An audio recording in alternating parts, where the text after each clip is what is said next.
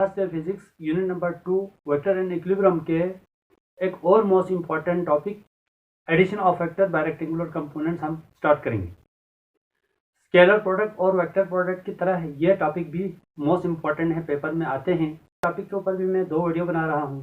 पहले वीडियो में मैं इस 2 से ज़्यादा वेक्टर को हम रेक्टेंगुलर कंपोनेंट के जरिए कैसे ऐड करते हैं, उसकी डायरेक्शन कैसे निकालते हैं और मैग्नीट्यूड कैसे निकालते हैं, मैं ये चीज़ आपको समझाऊंगा। इसकी वीडियो नंबर 2 में मैं आपको ये समझाऊंगा कि vector addition by rectangular component के जो स्टेप्स है वो मैं आपको समझाऊंगा। स्टेप्स हमने लिखना होता है, बाज़ दफ़ा पेपर में आते हैं कि also right it's important steps. तो इसके अलावा इम्पॉर्टेंट स्टेप के अलावा हम इस और मैं आपको समझाऊंगा वो ये है कि how to determine the direction of resultant vector.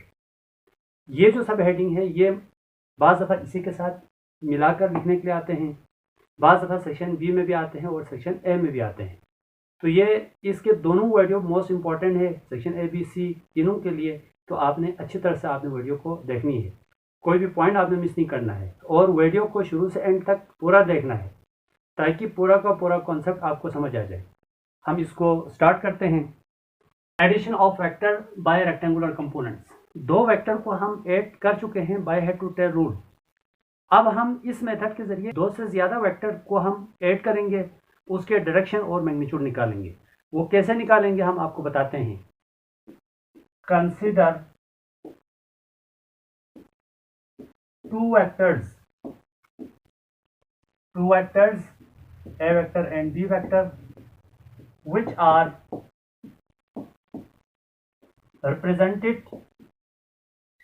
represented by line OM and ON। इसके ऊपर एरो डालेंगे क्योंकि वेक्टर है। रिस्पेक्टिवली 2 वेक्टर हम यहां कंसिडर करेंगे। यह एक वेक्टर है हमारे पास और यह एक वेक्टर है। यह हमारे पास वेक्टर ए है, यह वेक्टर हमारे पास बी है। अब इन दोनों वेक्टर को हमने रेक्टेंगुलर कोऑर्डिनेट सिस्टम के ओरिजिन पर हमने इस तरह से रखना है ताकि इन दोनों वेक्टर के टेल से टेल मिले। 2 वेक्टर के टेल से टेल को हम क्यों मिलाते हैं? क्योंकि 2 वेक्टर के टेल से टेल मिलाएंगे तो हमें 2 वेक्टर के दरमियान हमारे पास एंगल आ जाता है। रेक्टेंगुलर कोऑर्डिनेट सिस्टम में बना रहे हैं हम। ये हमारे पास रेक्टेंगुलर कोऑर्डिनेट सिस्टम है। यहाँ पे वास्ता पड़ रहा है पॉजिटिव एक्स एक्सिस और पॉजिटिव वाई एक्सिस है। नेगेटिव एक्स एक्सिस और नेगेटिव वाई एक्सिस की जरूरत नहीं है। दोनों वेक्टर के टेल को यहाँ पे आपने ज्वाइन करना है। यह वेक्टर हमारे पास ए है, यह वेक्टर हमारे पास बी है। This is vector B, vector B है। अब इन दोनों को ज्वाइन करने के बाद 2 एंगल आ रहा है हमारे पास। एक ये छोटा एंगल है थीटा, एक ये पूरा 360 माइनस थीटा। हम छोटे एंगल को लेते हैं। टेल से टेल मिलाने के बाद हम हमेशा छोटे एंगल को लेते हैं। वेक्टर ए एक्स एक्सिस के साथ एंगल बना रहा है, उसको हम θ1 से शो करेंगे। और जो वेक्टर बी एक्स एक्सिस के साथ जो एंगल बना रहा है इसको हम कहेंगे θ2, क्योंकि हमें ये वाला एंगल चाहिए। इन दोनों में जो डिफरेंस है वो इसके बराबर होगा। तो अब ये एंगल निकालना क्यों जरूरी है? ये एंगल निकालना इसलिए जरूरी है। अब मैं क्या करूंगा, इस वेक्टर बी को बाय पैरेलल शिफ्टिंग में थीटा चेंज नहीं करना और लेंथ चेंज नहीं करनी और डायरेक्शन चेंज नहीं करनी। इस वेक्टर को ऐसे पैरेलल शिफ्टिंग के जरिए हम इसको ऐसे रखेंगे यहाँ पर। तो यह हमारे पास वेक्टर बी को देखो, लेंथ को भी मैंने चेंज नहीं किया, डायरेक्शन को भी नहीं चेंज किया और इस यहाँ पे जो एंगल बनेगा वो थीटा होगा, इसलिए हम ये थीटा निकाल रहे हैं। पॉइंट हमारे पास एम है, ये हमारे पास एम है। अब देखो बी को मैंने by head to tail rule A के अंदर ऐड किया है ऐसे। तो ये वाला क्या होगा, ये जो फर्स्ट वेक्टर के टेल को लास्ट के हेड से मिलाएंगे तो हमारे पास इसका रिजल्टेंट आएगा। ये ऐसे, ये रिजल्टेंट है हमारे पास आर। रिजल्टेंट है R vector is equal to A vector plus B vector. इस पॉइंट को आप कहें P. When B vector is add it to a vector by head to tail rule। इसको हेड टू टेल रूल से add करेंगे तो हमारे पास वैल्यू आएगी OP vector is equal to OM vector plus MP vector. OP हमारे पास resultant है, R मैं पुट करूंगा यहाँ पर, OM हमारे पास A वेक्टर है प्लस MP हमारे पास B वेक्टर है। इसको आप इक्वेशन 1 लिख देंगे। पॉइंट M से भी हम एक्स एक्सिस पर परपेंडिकुलर ड्रॉ करेंगे, पॉइंट P से भी हम परपेंडिकुलर ड्रॉ करेंगे एक्स एक्सिस पर। यहाँ पे मैं इसको दूंगा Q और इस परपेंडिकुलर गिराने के बाद इसको नाम मैं दूंगा R। तो ये जो परपेंडिकुलर है इसका नाम हमने दिया MQ, इस परपेंडिकुलर का नाम हमने दिया PR। फिर हमने पॉइंट M से y एक्सिस पे भी हमने परपेंडिकुलर ड्रॉ करना है, इसको हमने X कहा। यहाँ पे लिख सकते हैं आप, draw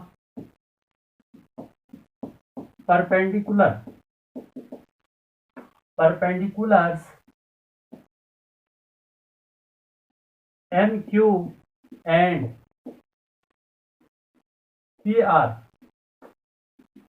from points M and P on x axis. इसको मैंने शार्ट करके लिखा है, एम क्यू मैंने पहले लिखा है तो एम क्यू पहले लिखा है, यहाँ पॉइंट एम पहले लिखा है क्योंकि एम क्यू पॉइंट एम से हमने ड्रॉ किया है, पी बाद में, पी आर बाद में, क्योंकि P R perpendicular point P से ड्रॉ किया है एक्स एक्सिस पर। इसको हमने ऐसे शार्ट करके लिखा है। Also draw perpendicular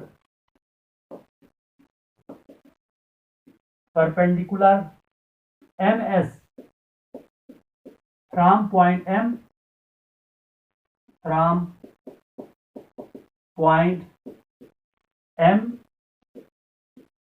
on y axis as shown in figure।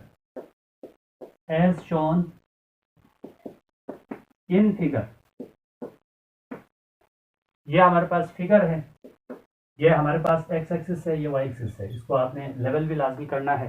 यहाँ पर हम दो से ज़्यादा वेक्टर को हम ऐड कर रहे हैं bye rectangular components.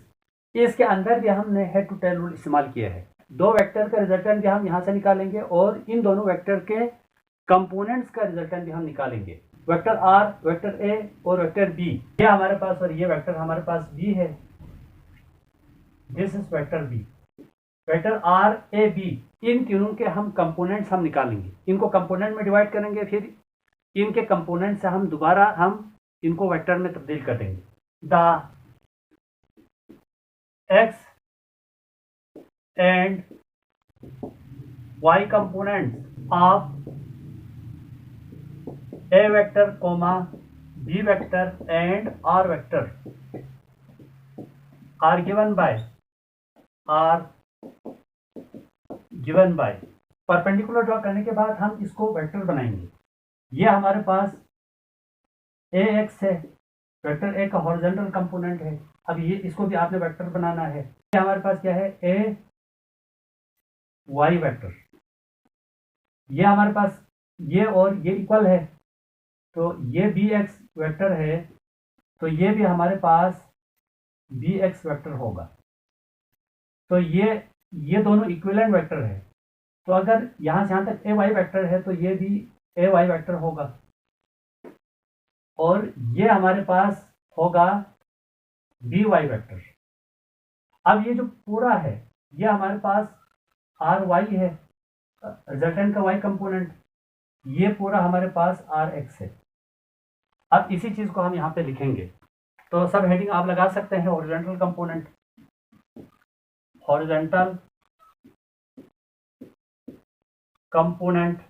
Horizontal component में हमारे पास आ रहे हैं OR vector is equal to OQ vector plus QR vector. O से R तक में OA प्लस QR दोनों ऐड होगा। तो OR where O R vector को हमने आर एक्स वेक्टर से शो किया हुआ है, रिजल्टेंट का horizontal component. O Q vector है हमारे पास A X vector and Q R vector B X vector. तो ये ओ आर हमारे पास है आर एक्स वेक्टर, रिजल्टेंट का horizontal component is equal to O Q हमारे पास है A X vector plus B X vector. अब हमने रिजल्टेंट का मैग्नीट्यूड निकालना है, तो रिजल्टेंट का मैग्नीट्यूड निकालना है तो हम इसको यूनिट वेक्टर में कन्वर्ट करेंगे। अब ये तमाम वेक्टर एक्स एक्सिस की तरफ है, जब तमाम वेक्टर एक्स एक्सिस की तरफ हो तो एक्स एक्सिस पे हम डायरेक्शन के लिए हम यूनिट वेक्टर इस्तेमाल करते हैं आई कैप। इसको हम यूनिट वेक्टर में चेंज करें, आर एक्स आई कैप। देखिए आर एक्स एक्स एक्सिस पे है, इसका यूनिट वेक्टर आई कैप है। अब एरो को हटाना है आपने, एरो की जगह हमने यूनिट वेक्टर इस्तेमाल किए है।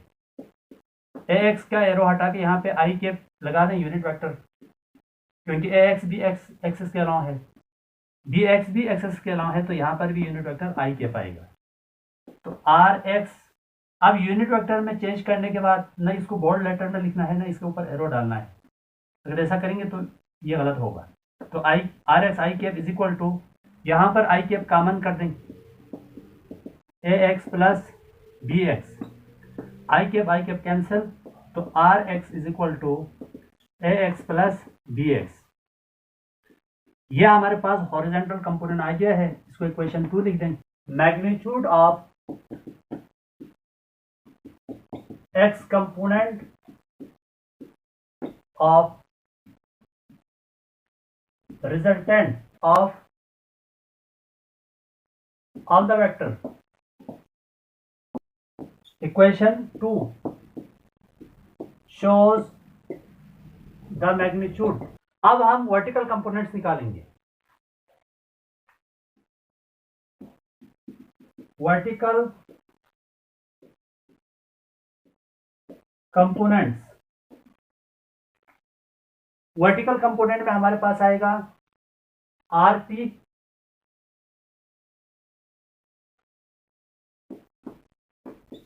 Vector is equal to R P, ये पूरा किसके बराबर होगा, R S plus S P,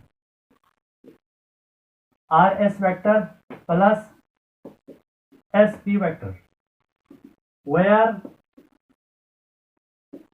RP vector ये रिजल्टेंट का वर्टिकल कंपोनेंट है, आर वाई से हमने शो किया हुआ है। आर एस वेक्टर है हमारे पास यहाँ से यहाँ तक, इसको हमने डिनोट किया हुआ है ए वाई वेक्टर से। एंड एस पी वेक्टर को हमने बी वाई वेक्टर से हमने रिप्रेजेंट किया हुआ, तो इसके अंदर सब्स्टिट्यूट कीजिएगा। R P means R Y is equal to R S vector A Y vector plus S P B Y vector. इसका भी हमें मैग्नीट्यूड निकालना है, तो इसको यूनिट वेक्टर में चेंज करेंगे। ये तीनों वेक्टर वाई एक्सिस पे है, तो वाई एक्सिस पे यूनिट वेक्टर हम इस्तेमाल करते हैं जे कैप। तो एरो को हटा के यहाँ पर जे कैप लगा दें, ए वाई का भी एरो हटा के यहाँ पर भी जे कैप लगा दें, और बी वाई के ऊपर जो एरो है उसको हटाकर हमने यहाँ पे भी जे कैप इस्तेमाल करना है।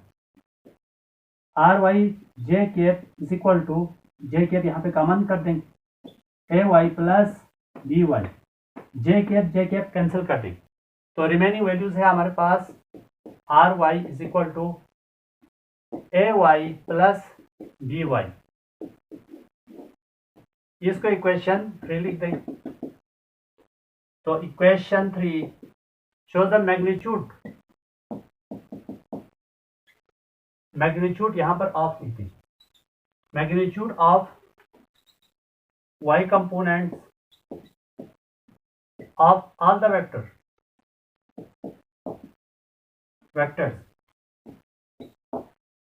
तमाम वेक्टर के y कंपोनेंट्स के मैग्नीट्यूड को शो करता है। अब ये जो इक्वेशन 2 and 3 ये दो वेक्टर को शो कर रहे हैं ना, दो से ज्यादा वेक्टर के लिए, 2, 3, 10, 100, 1000, 1 लाख, बहुत से वेक्टर यानी कि लातेदार वेक्टर के लिए हम लिख सकते हैं for n vectors equation 2 and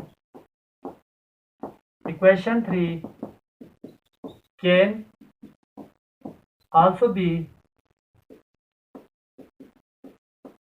written as equation 2 और 3 को मैंने नंबर ऑफ फैक्टर के लिए मैंने लिखा है, यानी कि 2, 10, 20, 1000, 2000 एंड सो ऑन।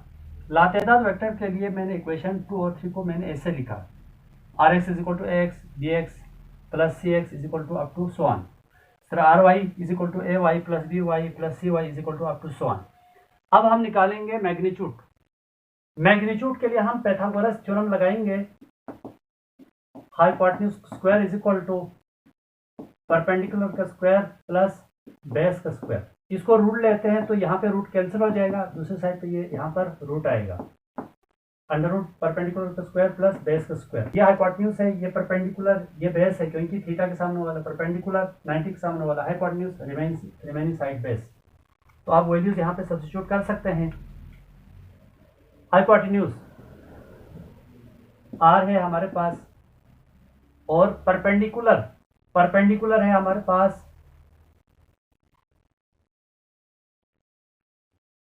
इसको आप बेस को पहले, परपेंडिकुलर को आप बाद में लिखें, ऑर्डर में लिखें, वैसे फर्क नहीं पड़ता। बेस परपेंडिकुलर क्योंकि प्लस में तो आगे पीछे लिख सकते हैं। तो अंडर रूट बेस है हमारे पास R X square plus perpendicular R Y का स्क्वायर। अब आर एक्स और आर वाई की वैल्यू पुट करें, इसको इक्वेशन 6 लिख दें। Putting equation 2 and equation 3 in equation 6, तो r is equal to R X की वैल्यू है A x plus B X का होल स्क्वायर, इसका होल रूट ले लें, प्लस आर वाई की वैल्यू है A Y plus B Y का होल स्क्वायर। इसको इक्वेशन 7 लिख दें। ये तो दो वेक्टर के लिए हो गया ना। अब हम इसको दो से ज्यादा वेक्टर के लिए हम लिखेंगे। For n vectors r is equal to A x plus B x plus dot dot up to so on का whole square plus A Y plus B Y plus dot dot dot up to so on का whole square. इसका आप root ले लें, इसको equation 8 लिख दें। किसी भी तादाद के वेक्टर के लिए आप इसको लगा सकते हैं। नाउ फॉर डायरेक्शन के लिए हम टेन थीटा अप्लाई करेंगे। Tan theta is equal to perpendicular upon base, figure से ले लें। Tan theta is equal to perpendicular R Y है, बेस हमारे पास आर एक्स है। थीटा डायरेक्शन को शो करता है, तो थीटा की वैल्यू निकालेंगे तो टेन उस साइड पे जाके इन्वर्स हो जाएगा। Theta is equal to tan inverse R Y upon R X. इनकी वैल्यू सब्स्टिट्यूट करेंगे जरा। Theta is equal to tan inverse R Y की वैल्यू है A Y plus B Y divide by R X की value A x plus B X. इसको equation 9 लिखें। For n vectors, तो हम n वेक्टर के लिए डायरेक्शन निकालेंगे।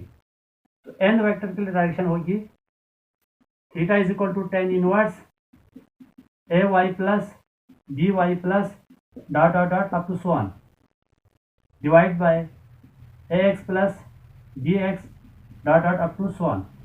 ये हमारे पास, इसको आप इक्वेशन 10 लिख दें। तो ये मैनी वेक्टर के लिए हमारे पास डायरेक्शन की वैल्यू आ गई। मैग्नीट्यूड और डायरेक्शन हमने निकाल लिया है डियर स्टूडेंट। नेक्स्ट वीडियो के अंदर हम करेंगे इसके इंपॉर्टेंट स्टेप्स और direction to determine resultant vector. वो वीडियो भी मोस्ट इंपॉर्टेंट होगी, उसको भी आपने अच्छी तरह से वॉच करनी है। स्टूडेंट के माइंड में एक क्वेश्चन अराइज होता है, वो क्वेश्चन ये है साइन थीटा में भी एंगल है, कास थीटा में भी एंगल है, टेन में भी एंगल है। तो डायरेक्शन के लिए हम सिर्फ टेन थीटा इस्तेमाल क्यों करते हैं, साइन क्यों नहीं यूज करता, कास थीटा क्यों इस्तेमाल नहीं करते, सिर्फ टेन थीटा क्यों इस्तेमाल करते हैं? इस क्वेश्चन का आंसर ये है। अभी देखिए साइन थीटा हमारे पास होता है परपेंडिकुलर अपॉन हाइपोटेन्यूज, परपेंडिकुलर और हाइपोटेन्यूज। एक तो परपेंडिकुलर आया, एक हाइपोटेन्यूज, एक कंपोनेंट और रिजल्टेंट आया। कास में भी ऐसा होगा, बेस अपन हाइपोटेन्यूज, एक कंपोनेंट और रिजल्टेंट। टेन में दोनों कंपोनेंट्स आ रहा है, यानी कि रिजल्टेंट का कंपोनेंट सिर्फ टेन में आ रहा है, परपेंडिकुलर अपन बेस। ये भी कंपोनेंट है, ये भी कंपोनेंट है। तो अगर आप साइन या कास निकालेंगे तो एक कंपोनेंट की डायरेक्शन आएगी, लेकिन अगर आप टेन इस्तेमाल करेंगे तो रिजल्टेंट की डायरेक्शन आएगी।